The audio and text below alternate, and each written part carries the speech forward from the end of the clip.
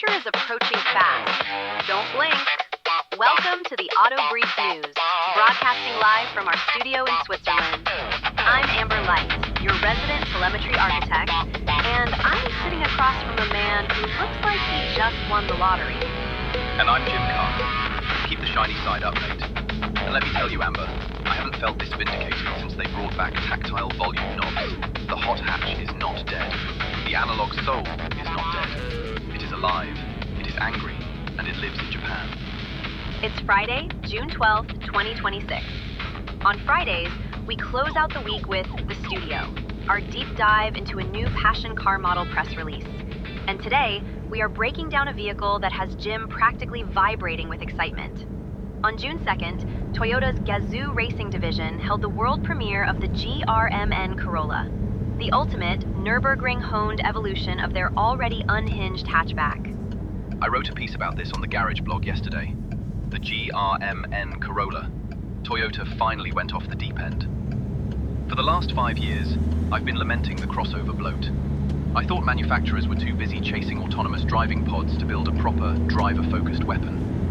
But Akio Toyoda, or Morizo as he calls himself when he puts his racing helmet on, took the Corolla to the Nürburgring and said, "Make it meaner."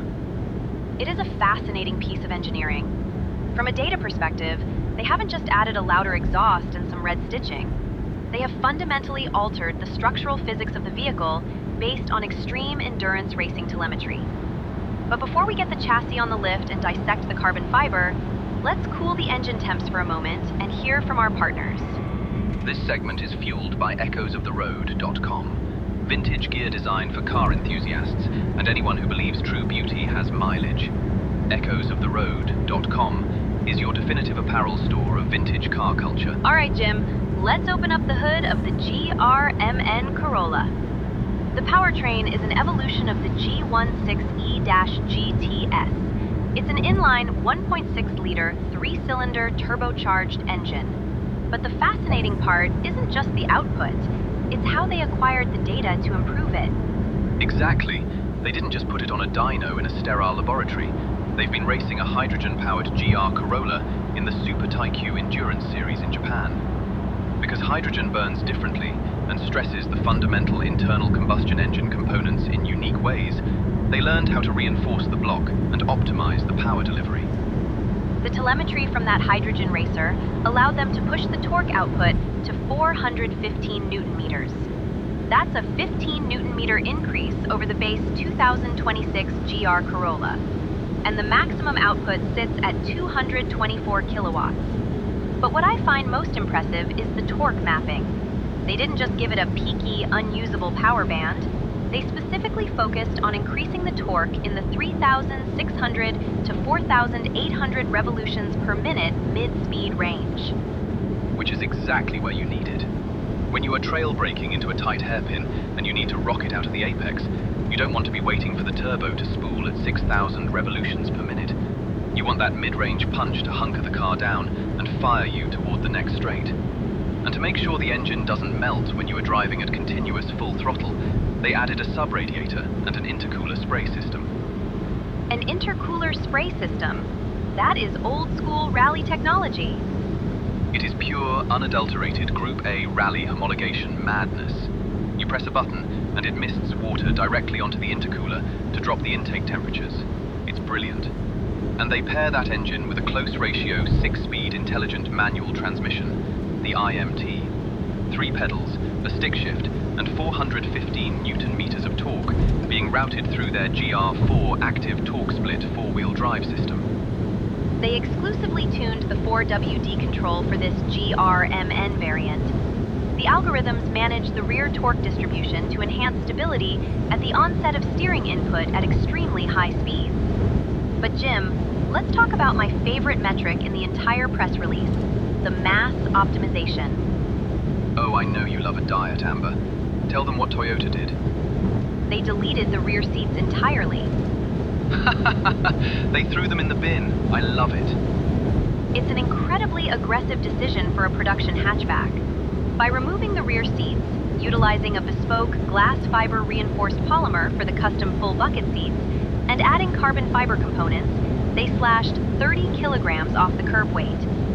The GRMN Corolla weighs in at 1,450 kilograms. In an era where family crossovers weigh 2.5 tons, improving the power-to-weight ratio by physically removing seating capacity is a stunning commitment to track performance. It's a massive middle finger to practicality, and I am entirely here for it. Where those rear seats used to be, there is now an exclusive cast-iron black strut brace bolted across the chassis to stiffen the rear end. Which brings us to the structural rigidity. The data here is staggering. For the 2026 base GR Corolla, they had already increased the application of structural adhesive. But for this GRMN model, they extended the structural adhesive by another 13.9 meters. There is now a total of 32.7 meters of aerospace-grade glue holding this chassis together, reinforcing the body structure to handle the extreme lateral G-forces. And you need that stiffness because of what they did to the suspension. They took this car to the Nürburgring Nordschleife, the green hell. It is 13 miles of the most punishing tarmac on Earth. The Nürburgring isn't just flat corners, it has massive elevation changes, jumps like the Flugplatz, and compressions that will tear the oil pan off a normal car. The vertical suspension travel experience there is beyond any typical racing circuit. To counteract this, Toyota engineered exclusive monotube shock absorbers. They use inverted monotubes on the front and uprights on the rear, both equipped with internal rebound springs. And they adjusted the shock absorber stroke down to a single millimeter. 1 millimeter. That is the kind of obsessive suspension geometry you usually only see on Le Mans prototypes. It keeps the inner wheels pulled down to the tarmac during high-speed cornering. And they wrapped the 18-inch forged matte bronze wheels in 245/40Z R18 Michelin Pilot Sport Cup 2 tires. Those are 10 millimeters wider than the base car, and they are essentially street-legal track slicks. The aerodynamic profile is equally uncompromising. Every vent and wing serves a mathematical purpose. They applied exclusively developed aero parts based directly on their Super Tyque experience. You have a carbon fiber engine hood with a massive extraction duct, carbon fiber front fenders with pressure relief ducts, and carbon fiber front side spoilers. But the pièce de résistance is the carbon fiber rear wing. It isn't just bolted on for Instagram photos. It has a 5-step adjustment mechanism. You can literally dial in your aerodynamic downforce in 1-degree increments. Toyota had their professional drivers testing different wing angles at the Nürburgring just to find the optimal specifications for high-speed stability. And the interior reflects that exact same ethos. It is a workspace. The custom-designed full bucket seats were developed by putting them in the Super Tyque race cars and having professional drivers evaluate them while wearing helmets. They adjusted the seat length specifically to facilitate aggressive clutch operation. And look at the dashboard. It's flocked. For those who don't know, flocking is when you apply a suede-like material over the entire instrument panel. Rally cars do it so that when you are driving directly into the sun over a crest, you don't get any blinding glare reflecting off the plastic dashboard into your eyes. It is pure motorsport utility. You even get Master Driver Morizo's signature on the instrument panel padding, and an exclusive GRMN serial number plate. It is, without question, a masterclass in focused engineering. But Jim, there is a catch. And it's a catch that involves your least favorite piece of technology. Don't ruin this for me, Amber. What is it? The purchasing process. The GRMN Corolla is going to be available in highly limited quantities, primarily in Japan, North America, and Australia.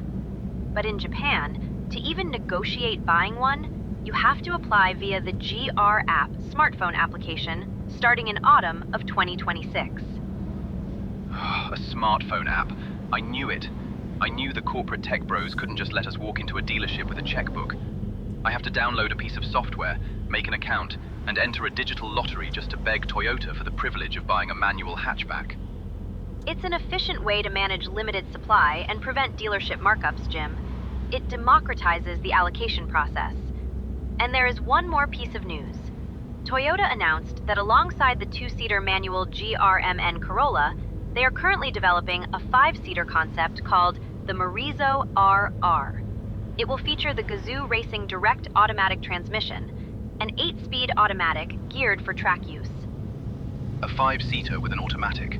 Well, that's for the people who want to look like they go to the Nürburgring, but actually just sit in traffic on the M25. The 2-seater manual is the real deal. Let's calibrate the global frequency and check in with our community. It's time for our weekly poll. Right. What absurd scenario have we cooked up for the mascot this week? Every week on our Instagram feeds, represented by our helmet mascot, we pose a highly specific scenario. This week, you are strapped into the GFRP bucket seat of the GRMN Corolla. The intercooler spray has just hissed. You are approaching the carousel corner at the Nürburgring. The Michelin Cup 2 tires are screaming for mercy, and the G16E-GTS 3-cylinder is howling at 6,500 revolutions per minute. What 1970s cassette tape is blasting from the stripped-out cabin? You are in a lightweight, high-strung, violent machine on the most dangerous track in the world. You need a soundtrack with relentless driving aggression. I am putting in Motorhead's Overkill. It's fast, it's loud, it has absolutely no refined manners whatsoever, and the double kick drum perfectly matches the pulse of a highly stressed, turbocharged engine bouncing off the rev limiter. That is suitably chaotic, Jim. However, I view driving the Nürburgring as an exercise in high-speed mathematics and precise rhythm. I'm selecting Kraftwerk's The Man Machine. It's clinical, it's precise, and it perfectly encapsulates the idea of car-driver unity. You are fusing with the technology to create a perfect lap time. Cast your vote in the comments of the post. Kraftwerk again. You are going to put the viewers into a robotic trance. You don't do math on the Nürburgring, Amber. You survive it. We will let the audience decide. Let's bring it to the finish line. The checkered flag verdict. Green light, amber light, or red light? Jim, you wrote the article. You go first. The Toyota GRMN Corolla. I have never given a car a green light faster than this. Toyota ignored every single boring industry trend. They ignored the EV push, they ignored the crossover craze, and they built a homologation special for the sheer joy of driving. A manual gearbox, no rear seats, 32 meters of structural glue. It is an unhinged, beautiful masterpiece of mechanical sympathy. It is a massive, glowing green light. I have to agree. For me, it is also a green light. While I am deeply invested in the digital 800-volt architectures of tomorrow, I possess immense respect for the scientific pursuit of dynamic physics. Toyota utilized real-world telemetry from endurance racing to optimize aerodynamic load and structural rigidity down to the millimeter. It is a highly analytical approach to creating raw emotion. 2 green lights. The world must be ending.